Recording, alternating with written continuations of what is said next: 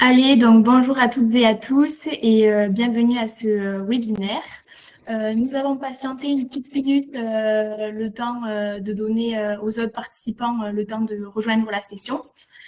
Durant cette minute, je vais vous expliquer un petit peu pour ceux qui ne connaissent pas Zoom Meeting, comment est-ce que cela fonctionne. Vous avez un champ Q&R, c'est un chat dans lequel vous pouvez nous écrire toutes vos questions. On prendra le temps d'y répondre.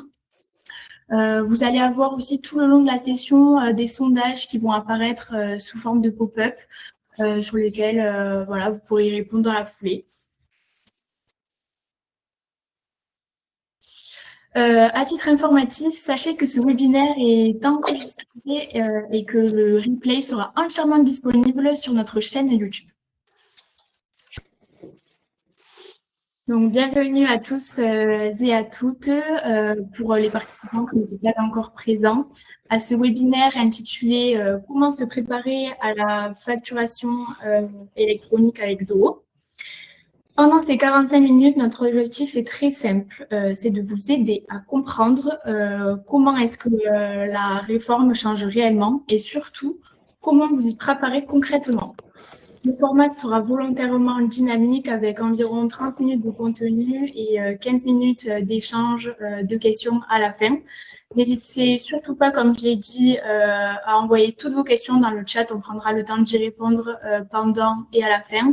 Et vous aurez des sondages sous forme de pop-up tout le long de la session auxquels vous pourrez répondre. Avant de commencer, justement, on va procéder à une petite interaction rapide. Dans le chat. Hop, je vais vous demander de répondre à une première question qui est de nous dire si actuellement vous utilisez déjà ZooBooks ou un autre outil de facturation. Vous avez le sondage qui est apparu sous forme de pop-up, je vous laisse y répondre. Parfait, oui, ZooBooks. Bon, la plupart vous utilisez du coup ZooBooks ou d'autres outils. On a un peu de tout, c'est bien. Ok. Super. Donc, pour cette session, je suis accompagnée de deux experts, Florian Parent, directeur associé de Mobix, et Arnaud Lecoeur, cofondateur de Synapsis, notamment expert sur le sujet. Je leur laisse la parole pour faire une présentation rapide à toi, Florian. Merci beaucoup Léa. Déjà, je voudrais remercier Léa de participer à ce webinaire. C'est le premier qu'elle co-organise avec Mobix. Donc, merci beaucoup Léa.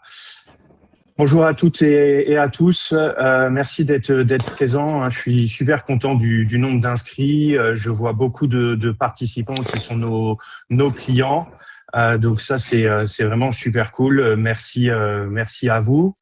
Je vais me représenter rapidement. Donc, Florian Parent, je suis directeur commercial associé de Mobix. Vous avez quelques chiffres à l'écran concernant Mobix. Je ne vais pas les lire. Et très rapidement, Mobix, c'est donc un cabinet conseil digital et partenaire premium de Zoho.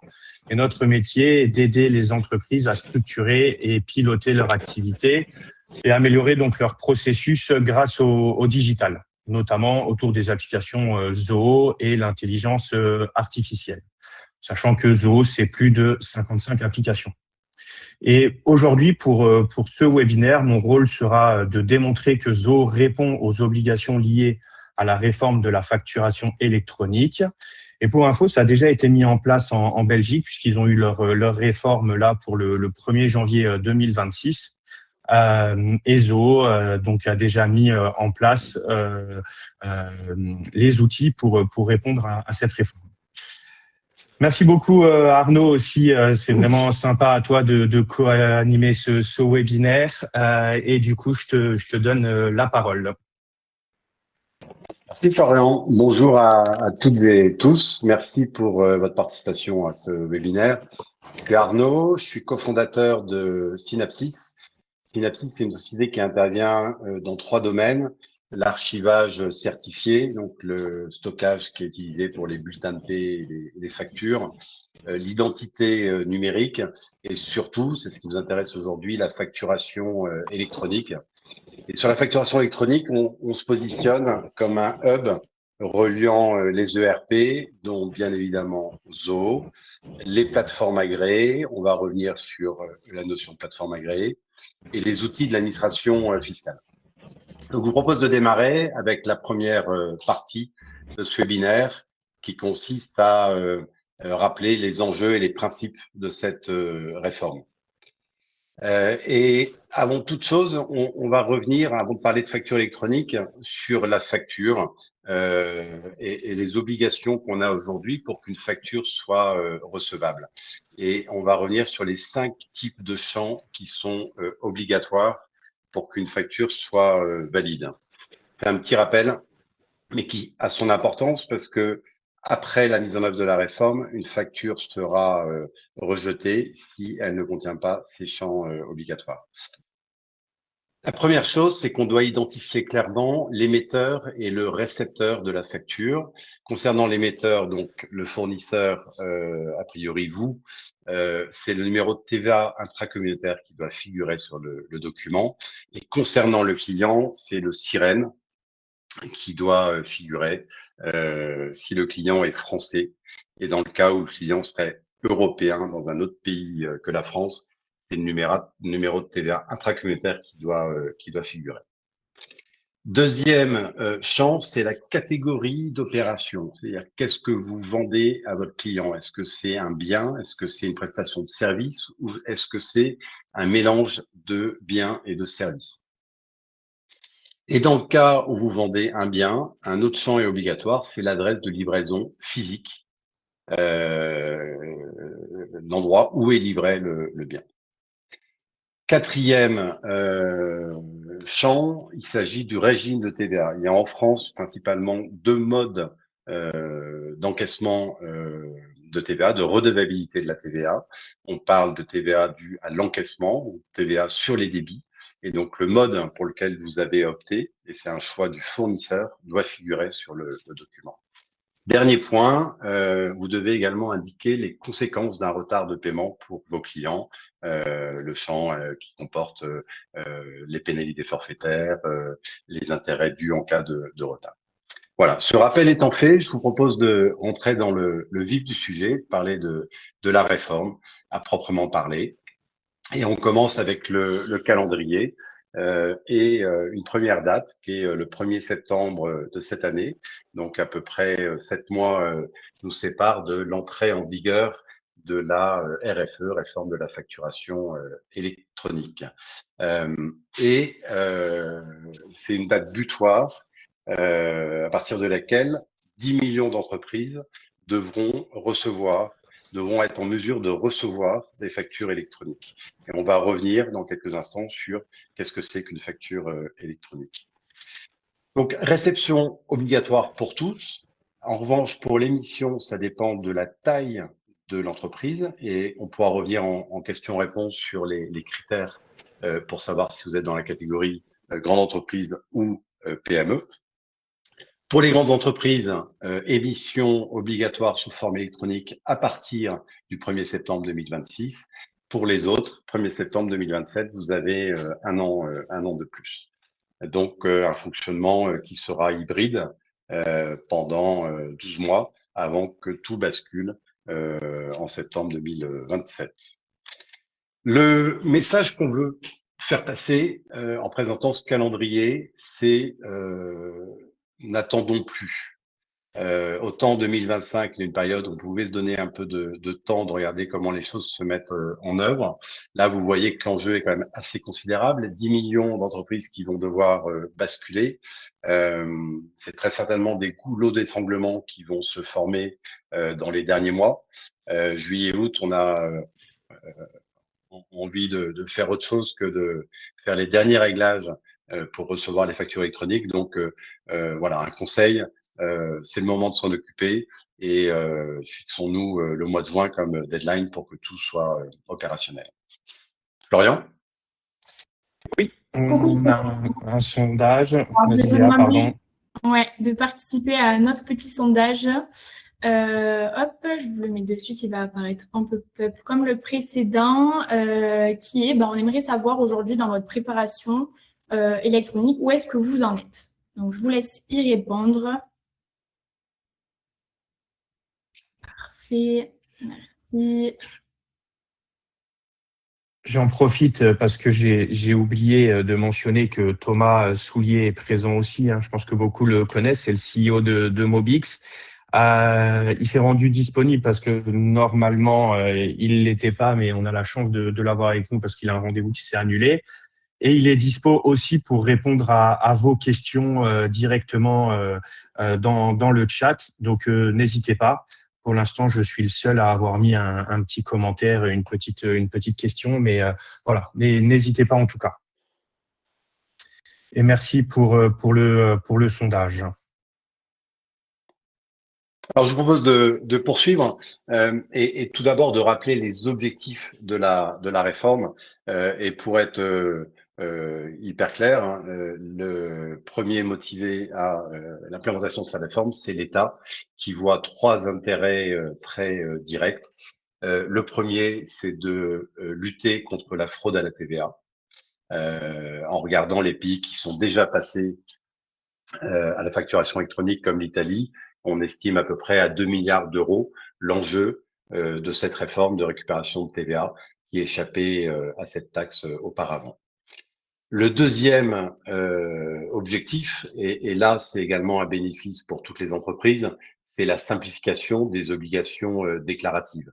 On se dirige sur les déclarations de TVA sur un mode de fonctionnement proche de ce qu'on connaît sur les déclarations d'impôt sur le revenu, c'est-à-dire que ça va être pré-rempli.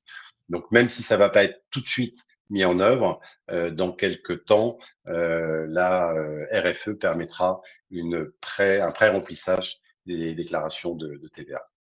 Et troisième intérêt, c'est que l'État se dote avec cette réforme d'un baromètre instantané sur l'activité économique, hein, puisque toutes les factures qui vont s'échanger feront l'objet d'un enregistrement au fil de l'eau via les plateformes.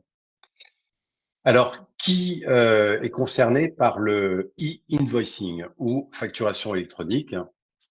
Ce sont, pour schématiser, toutes les entreprises françaises, pour tous les échanges qu'elles ont avec d'autres entreprises françaises. Donc, ce qu'on appelle les transactions domestiques. Et la notion, c'est la notion d'assujettissement à la TVA, qui est très large, puisque même des entreprises qui n'optent pas pour la TVA sont assujetties. Donc, si on prend l'exemple de sociétés civiles immobilières, de micro-entrepreneurs, c'est également des entreprises qui devront recevoir leurs factures à partir de septembre 2026 sous forme électronique. D'où ce chiffre très large de 10 millions d'entités. Ces entités, elles vont basculer donc sur un nouveau format de facture. Auparavant, on utilisait des formats lisibles par les humains, donc une facture papier envoyée par courrier, une facture PDF envoyée par email ou déposée dans un portail. Et demain, on va basculer sur un format hybride qui ajoutera à ces données des données structurées, lisibles par des machines. Donc, concrètement, un fichier XML avec des données dont le format est structuré pour le rendre lisible. Et on va revenir juste après, dans le slide suivant, sur les formats qui sont en train de s'imposer en France et en Europe. La réforme fixe également, non Léa, je n'y suis pas encore, je veux bien que tu reviennes en arrière, merci. La réforme fixe également le circuit de transmission des factures, et ça je vais revenir également aussi dessus plus en détail. Alors pour avoir une vision complète de l'activité de l'entreprise, ça suffit pas de suivre les échanges dits domestiques entre entreprises françaises. C'est pour ça que le e-invoicing va être complété de ce qu'on appelle le e-reporting, qui est également une obligation et qui obligera les entreprises à envoyer des données concernant l'activité qu'elles réalisent avec les particuliers, donc le B2C, qu'elles réalisent avec les entreprises internationales, donc vente à des entreprises hors entreprises européennes, également les achats qu'elles réalisent à l'étranger, et enfin les encaissements sur l'ensemble des flux de vente. Léa, je veux bien qu'on passe au slide suivant, merci. Alors, les factures autorisés par la réforme. On a 3 formats qui se dégagent et 2 en particulier. Au niveau européen, je crois que tu disais tout à l'heure que la Belgique avait basculé au 1er janvier. On a une prédominance du format UBL, qui est un fichier XML. Je vous ai mis un exemple de fichier XML sur la gauche, auquel est joint un fichier qui est lisible par des humains, donc un PDF. Et en France, on se dirige plutôt vers la prédominance d'un format qui est FactureX, qui est celui d'ailleurs proposé par Zoho dans le module Zoho Books. Vous pouvez d'ores et déjà émettre une facture X. Et c'est le négatif de l'UBL, c'est-à-dire que c'est un format PDF auquel est joint un fichier XML comportant toutes les données de la facture. Je vous propose d'avancer. Je vais maintenant vous présenter le circuit de transmission des factures. Donc, on a ce schéma qu'on appelle schéma en Y, où vous voyez 3 acteurs déjà qui sont le fournisseur à gauche, le client à droite, et au milieu, l'administration fiscale. Et au milieu, un nouveau type d'acteurs qui s'appelle plateforme agréée, qui sont des entreprises privées, françaises ou internationales, qui ont candidaté auprès de l'État pour recevoir un agrément et avoir l'autorisation de faire transiter les factures électroniques. Alors, si on prend un exemple très concret, on a côté gauche Mobix en tant que fournisseur, côté droite Synapsys en tant que client. Mobix émet une facture grâce à Zoho Books, une facture X. Elle transmet le document à sa plateforme agréée d'émission, qui est, admettons, Use. Use va recevoir le document et va lire un champ de cette facture X, qui est un champ obligatoire, qui est l'adresse électronique de facturation.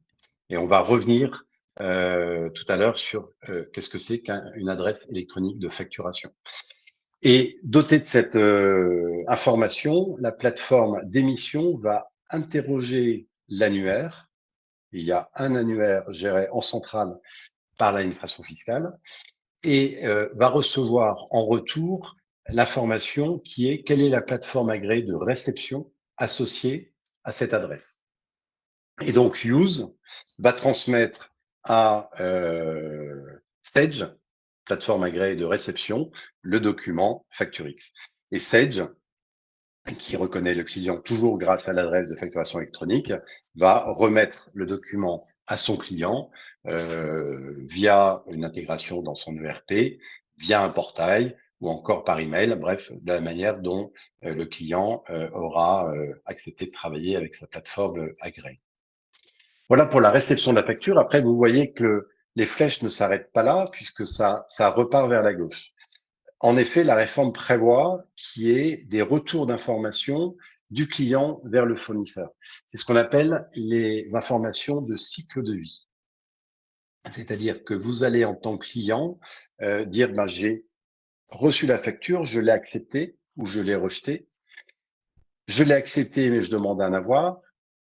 Je l'ai payé. Et tout ça, c'est des informations qui pourront transiter dans le sens inverse jusqu'au fournisseur et donc être intégrées dans les outils de suivi du fournisseur.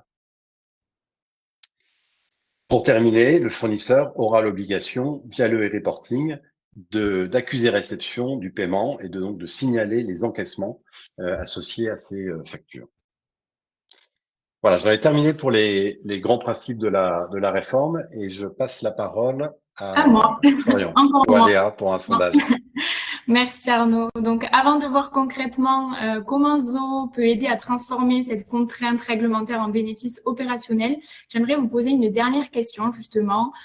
Sur quel sujet souhaitez-vous avancer en priorité concernant la facturation électronique? Donc, je vous mets le sondage en pop-up et je vous laisse le temps d'y répondre.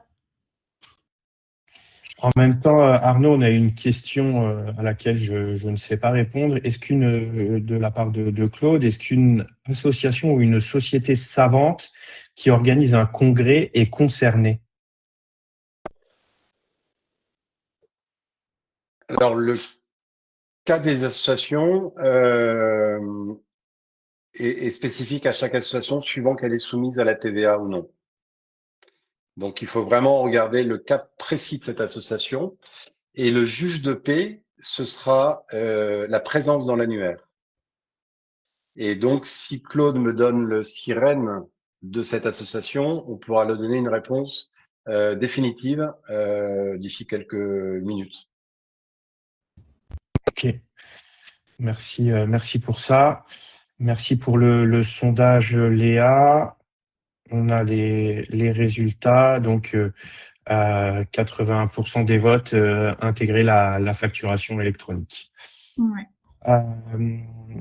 Ok. Du coup, comment les entreprises doivent se préparer? Donc, concernant Zoho, pardon, les deux applications qui vont subir le plus d'impact, donc c'est Zoho CRM, qui est l'application de gestion de la relation client de Zoho, et Zoho Books, l'application de gestion financière et de facturation de Zoho. Il faut savoir que Zoho Books n'est pas un logiciel de comptabilité et d'ailleurs Zoho Books ne fera pas partie des PA, des plateformes agréées. Ça a été annoncé, mais Zoho Books sera un opérateur de dématérialisation. Et ce qui est intéressant, et je vais y revenir aussi après, c'est qu'il y aura une intégration native de Zoho Books vers une PA. Et du coup, la première étape, ça va être de bien préparer sa data et de l'enrichir avec tous les éléments obligatoires que Arnaud vient de présenter pour avoir les données correctement renseignées dans sa base de données, que ce soit dans Zoho CRM ou Zoho Books, sachant qu'il y a évidemment une intégration entre les deux. Donc, remplir les champs de la base client, vérifier la conformité et identifier l'adresse de facturation électronique de ses clients. Et je te redonne la parole pour la suite, Arnaud. Merci Florian. Donc, on a évoqué l'adresse électronique de facturation et je vais prendre un petit peu de temps pour vous expliquer de quoi on parle. C'est une adresse, c'est pas une adresse email, même si on parle d'adresse électronique, c'est pas une adresse postale, c'est vraiment une notion qui a été créée pour la réforme de la facturation électronique. Et ce qu'on peut regarder, c'est la syntaxe qui est autorisée pour cette adresse.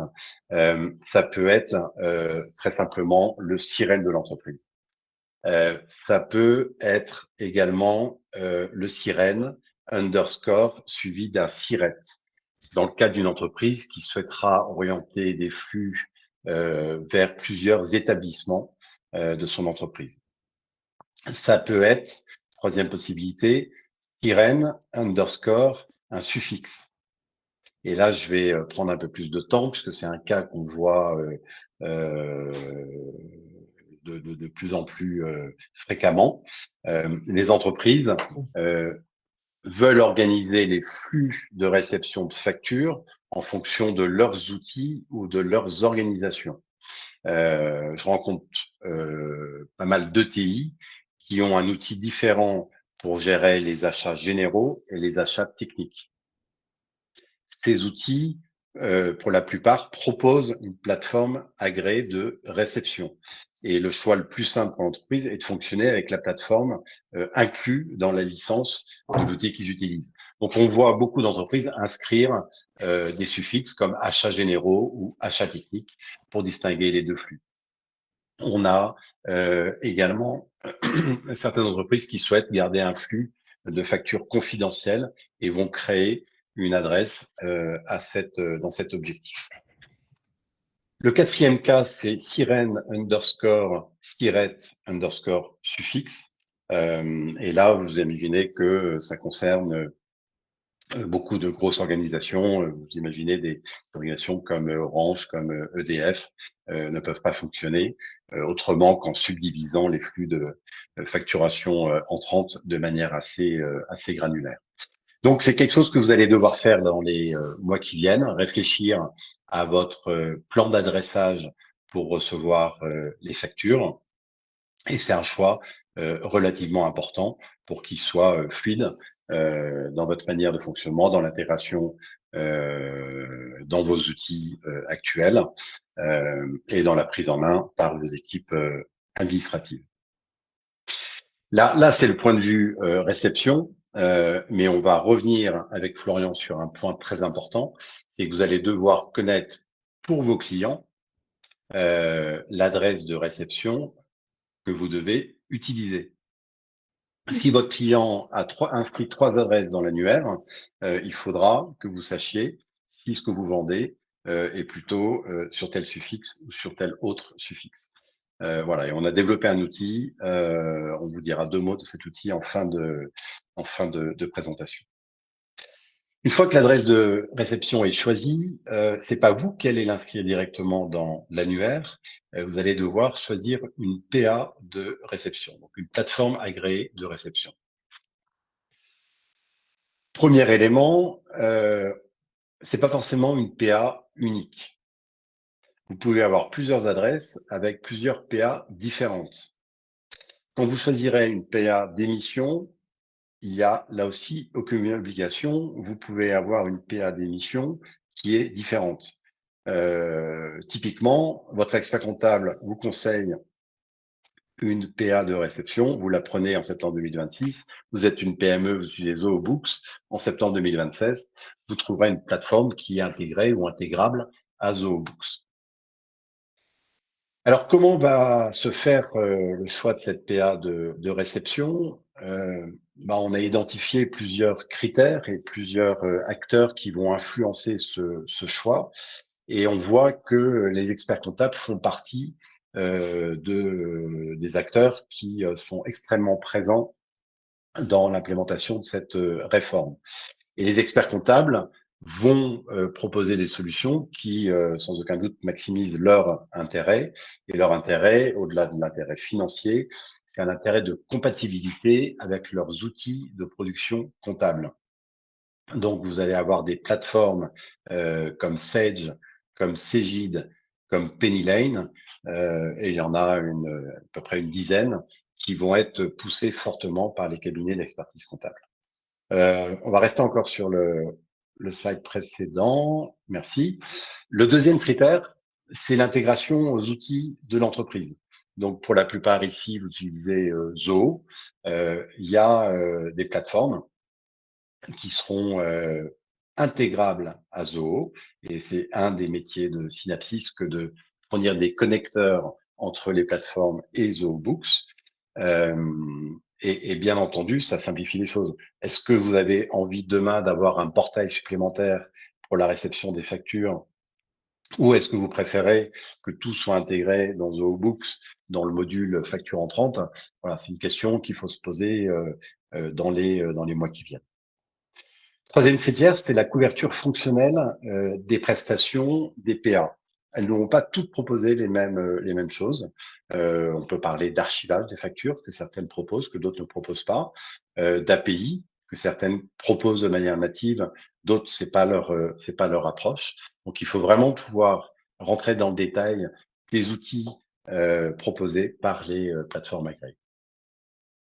Et enfin, les banques vont jouer un rôle également très important puisque derrière chaque facture, il y a un paiement et il y a beaucoup de valeur derrière le marché des paiements.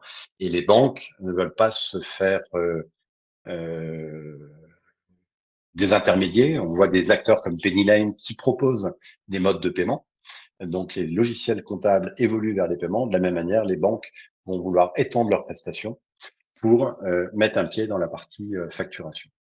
Donc, un message, attention, regardez les outils proposés par les PA, regardez comment est réalisé le service client, et enfin, regardez le contrat. C'est un contrat commercial que vous allez passer avec la plateforme agréée, avec des tarifs aujourd'hui qui varient de 1 à 50, entre les mieux-disants et les moins bien-disants. Donc, c'est considérable. Il y a des forfaits aujourd'hui qui sont exagéré en termes de montant pour des petites structures qui reçoivent quelques dizaines de factures. Donc attention là-dessus et attention à l'engagement. Vous vous engagez pour une durée de parfois plusieurs années avec l'APA. Donc les PA, et on peut passer au slide suivant. Merci Léa. Deux choses, on ne va pas détailler la typologie de ces PA. Juste deux messages. Aujourd'hui, il y a énormément de plateformes agréées ou en cours d'agrément. Il y en a plus de 125. 125 pour un marché qui est pas si gros. On parle de 200 millions d'euros. En tout cas, clairement pas suffisant pour faire vivre 125 acteurs. Donc, attention, il y aura des consolidations, il y aura peut-être des défaillances de PA. Donc, ça fait partie vraiment des critères de choix et évaluer la viabilité financière de votre plateforme agréée pour pas devoir recommencer un projet dans quelques mois ou dans quelques années suite à un rachat ou suite à une défaillance de votre plateforme agréée. Après, vous voyez, il y a des acteurs qui sont hyper solides parce que la plateforme va être adossée à une activité bancaire ou une activité logicielle, et d'autres qui sont plus vulnérables parce que c'est leur cœur de métier. Et l'autre message que je voudrais passer par rapport à ce slide, c'est qu'on va voir beaucoup d'offres packagées où l'émission ou la réception de factures sera inclus dans les licences ou dans la prestation. Typiquement, on a vu le Crédit Mutuel proposer une offre de réception de quelques dizaines de factures gratuites ou inclus dans la prestation bancaire. Même chose chez Pennyline, par exemple. Voilà, bah écoutez, j'ai fini pour cette partie-là et je repasse la main à Florian. Merci Arnaud pour toutes ces explications. Je vais essayer d'accélérer un tout petit peu par rapport au temps qui passe, comme d'habitude. Donc, comment Zoho peut aider à transformer la contrainte réglementaire en bénéfice? En fait, concrètement, comment ça va se passer avec Zoho? Donc, comme je l'ai déjà dit, Zoho Books ne sera pas une PA, mais un OD. Donc, il faudra intégrer une PA à Zoho Books. Et en fait, ce qui est intéressant, c'est que Zoho Books s'est engagé à intégrer nativement une PA. Et pour ceux et celles qui souhaitent utiliser une autre PA, c'est l'objet du partenariat avec Synapsys, qui propose et qui a déjà développé un connecteur depuis Zoho Books vers d'autres PA. Et ce qui est très intéressant, ça va être la capacité avec Zoho Books de gérer justement tout le circuit de la facture électronique. Autrement dit, il faudra si jamais pour les personnes qui souhaitent utiliser une autre PA, pas par l'intermédiaire de Synapsys ou pas la PA intégrée de Zoho, eh bien, il faudra se connecter à un portail de plus, le portail qui sera proposé par votre PA pour gérer le circuit complet. Donc, si tu peux passer à la slide suivante, Léa.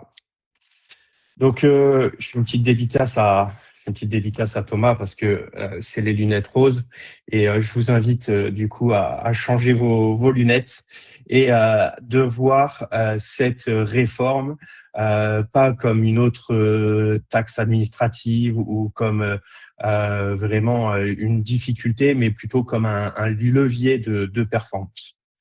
Et avec Zoho connecté, donc avec Synapsys, on va transformer la contrainte en 4 bénéfices immédiats. Donc, la réduction des coûts, on divise par 3 ou 4 le coût de traitement d'une facture. L'automatisation, c'est la fin de la saisie manuelle. Les lignes de facture rentrent toutes seules dans votre stock et votre gestion financière. Vos équipes arrêtent de faire du copier-coller pour faire de l'analyse. La sécurisation, ça c'est hyper intéressant. On élimine la fraude aux faux fournisseurs.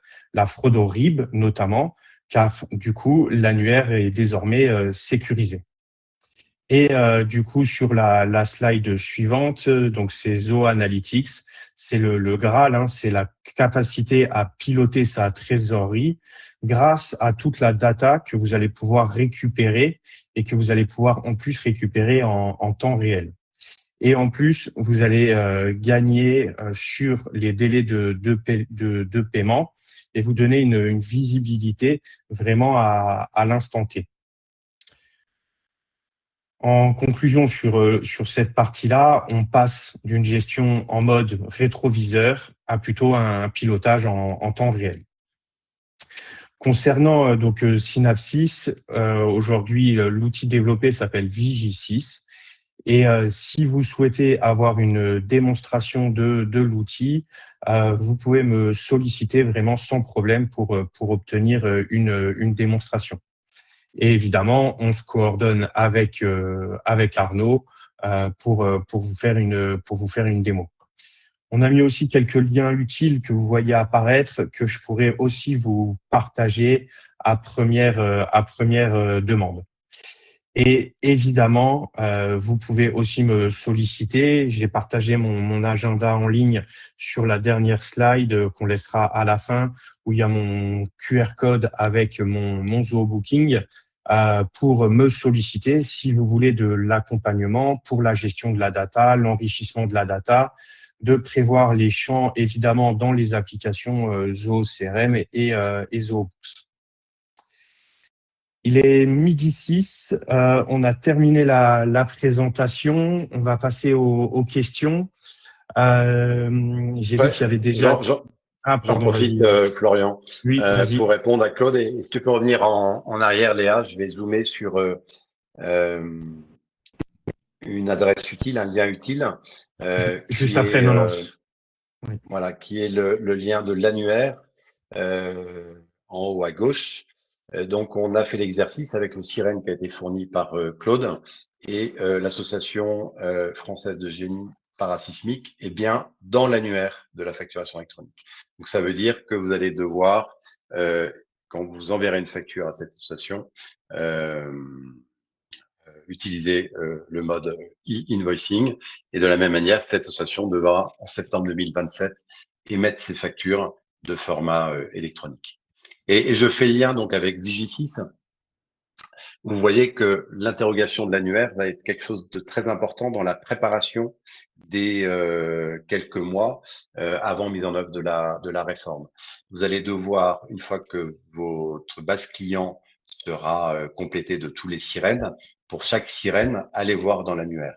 Et là, vous allez voir soit que le sirène n'est pas dans l'annuaire, et donc l'entité est hors réforme, soit votre client est dans le champ de la réforme, n'a pas encore inscrit d'adresse.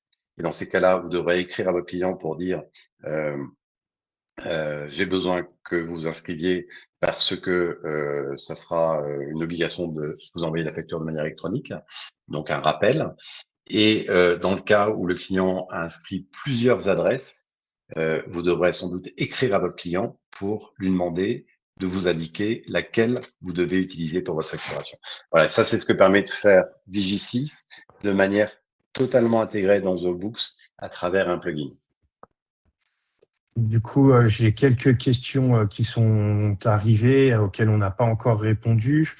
Est-il possible d'utiliser directement le portail public de facturation PPF gratuit sans passer par une PA? La réponse est non. Ça a été envisagé jusqu'à octobre 2024. L'administration publique devait développer un portail gratuit. Elle a changé son fusil d'épaule et le rôle de la PPF se limite à la gestion de l'annuaire. En revanche, désolé, Laurent. En revanche, Chorus Pro continue à exister. Je pense que vous êtes nombreux à utiliser Chorus Pro pour déposer des factures et ça continue à exister. Vous pourrez fonctionner de la même manière que jusqu'à aujourd'hui et ça continuera à rester gratuit. Il y a Benoît qui nous demande, quand tu parlais de tarifs, qu'est-ce qu'un tarif compétitif? C'est zéro. C'est zéro. On voit beaucoup d'offres packagées. J'ai parlé de Penny Lane, j'ai parlé du Crédit Mutuel.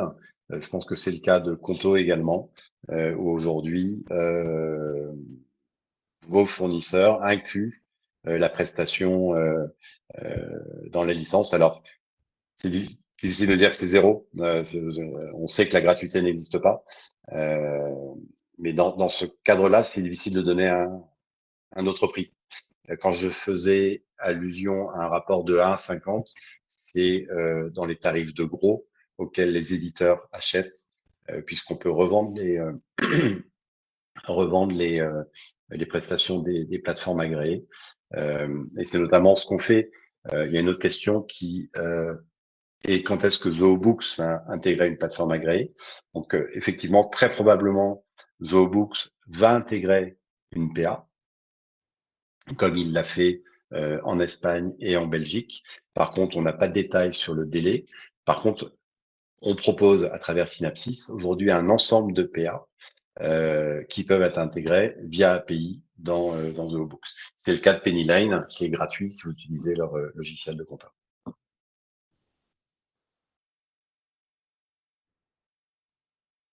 Et du coup, VJ6 est déjà en place. Sinon, est-ce que l'APA sera prête pour septembre 2026? En tout cas, ZooBooks annonce que effectivement, il y aura une PA d'intégrer à ZooBooks avant le 1er septembre 2026. Mais effectivement, on n'a pas de détails sur le délai.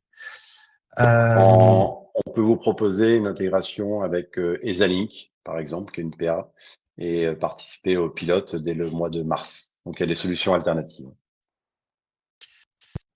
On demande une précision, de repréciser le format de la facture X. Je pourrais vous envoyer les informations, Stéphanie. Donc, tu peux noter, Léa, de renvoyer les informations concernant le format de la facture X à Stéphanie. Quelles sont les conséquences?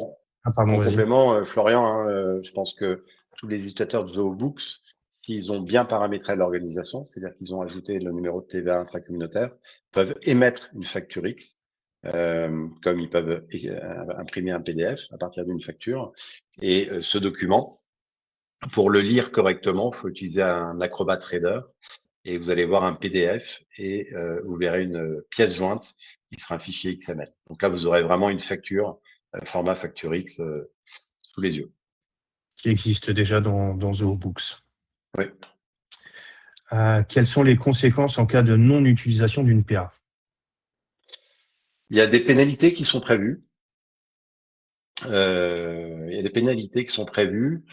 Ce qu'explique la fédération, la FNFE, qui est en charge de la communication autour de la réforme, c'est qu'il y aura peut-être une tolérance sur le respect de l'obligation pour l'émission. En revanche, pour la réception, on s'attend à quelque chose d'assez inflexible, donc par rapport à septembre 2026. Et donc les pénalités, j'ai pas les montants en tête, hein, on parle de quelques milliers d'euros si l'entreprise ne s'est pas mis en ordre de marche pour recevoir les factures. Ok. Quel est le coût de mise en œuvre et d'utilisation de Digi6? De Vigi6? Oui, de Vigi6, oui, pardon. J'ai lu la question, mais il y a une petite faute. Ça dépend du nombre de fiches sirènes à surveiller. C'est un outil qui devient vraiment important à partir de quelques centaines de fiches. Et on est un peu moins de 100 euros. Mais c'est quelque chose sur lequel on pourra revenir plus au cas par cas avec Mobix. 100 euros par mois, pardon. J'avais une question, je crois qu'on n'y avait pas répondu encore. Je vais peut-être faire un complément, Florian, là-dessus. Vas-y. Vigi6, c'est un outil qui vous aide à préparer l'entrée en vigueur de la réforme, mais qui sera également important par la suite. Parce que les inscriptions annuaires, c'est quelque chose qui va vivre. Les entreprises les organisations évoluent au fil de l'eau. Donc, au fil des changements d'organisation, le mode d'adressage peut évoluer. Après, il y a des entreprises qui seront pas contents de leur PA et qui vont changer de PA. Forte chance qu'ils changent d'adresse également à ce moment-là.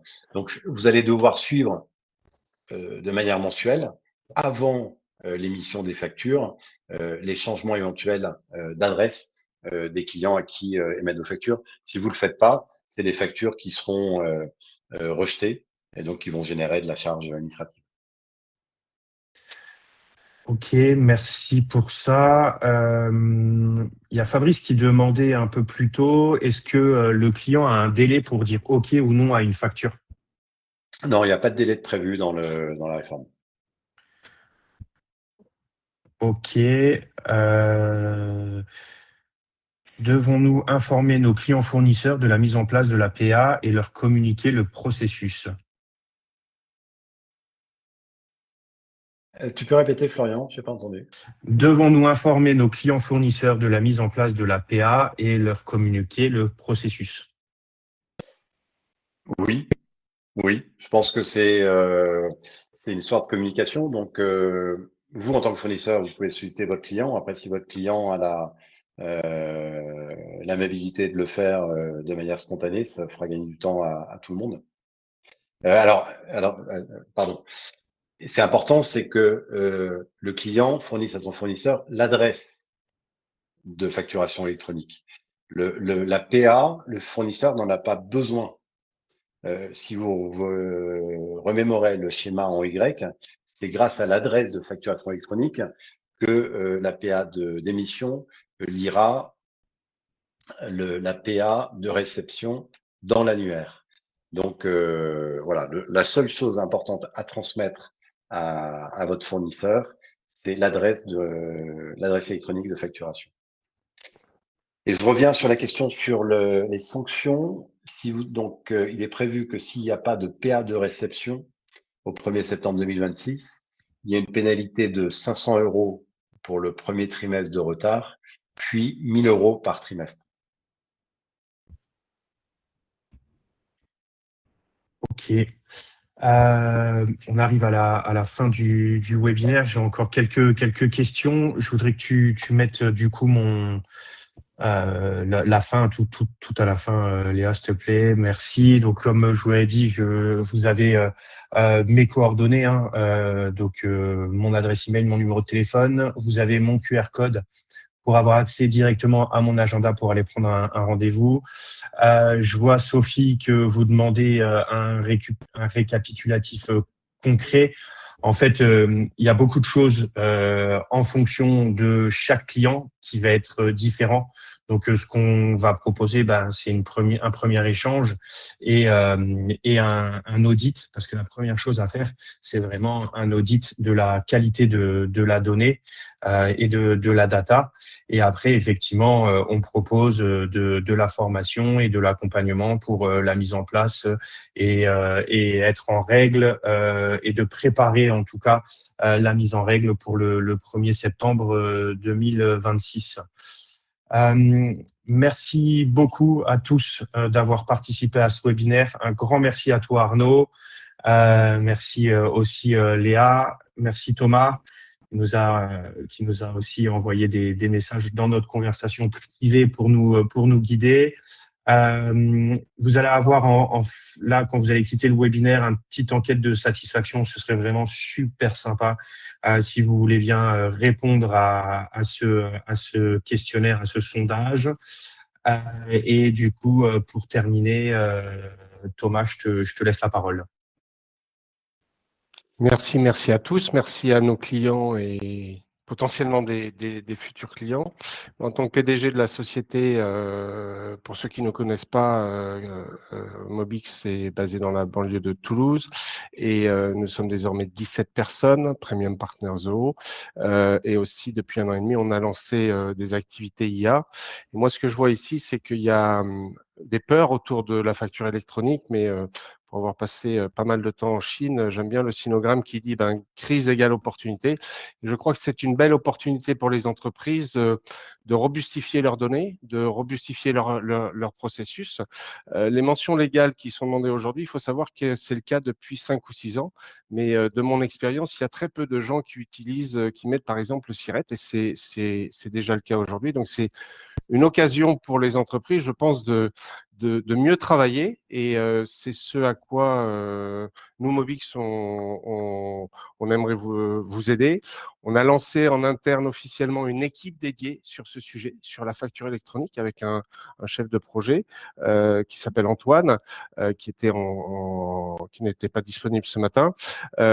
Donc, il y a tout ce qui a été vu aujourd'hui. Il y a la préparation de cette donnée, il y a la vérification de ce que vous avez déjà en place. C'est pour ça qu'on ne peut pas répondre de façon uniforme à la question qui était de dire qu'est-ce qu'il faut faire concrètement chez nous.